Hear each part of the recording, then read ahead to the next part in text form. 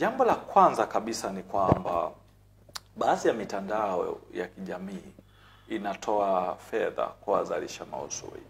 Na watu wanaamini kwamba kuingia tu kuzalisha maudhui ni rahisi tu, na hivyo kwa hiyo wanachofanya wamegundua kwamba ili uweze kupata followers au watu wengi wanaotazama maudhui yako, basi sema tangaza ama chapisha habari za uzushi. Na unajua binadamu bwana huwa anapenda sana taarifa ambazo kiuhalisia yani too good to be true. Umeona?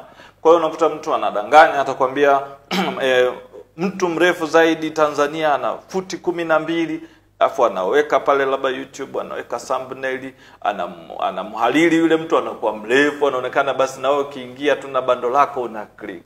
Sasa ile mitandao inayolipa, huyu mtu anajikuta anatengeneza fedha. Na baadhi ya hizi taarifa za uzushi unakuta wathibitishaji taarifa inatupita.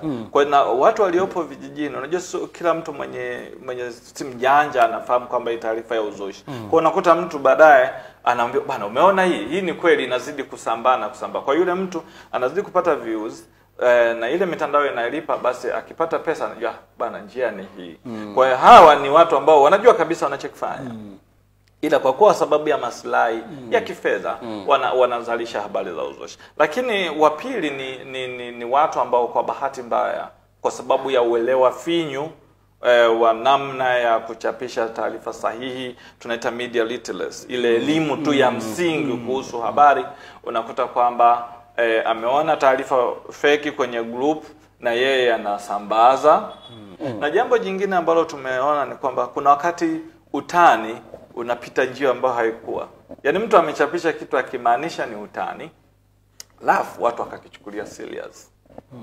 Sasa ukifuatilia kusoma kanuni za maudhui mtandaoni zinasema kama unataka kuchapisha kitu ambacho ni utani ama mzaha, unatakiwa uweke lebo ni masihala tu ama nini, ile lebo tu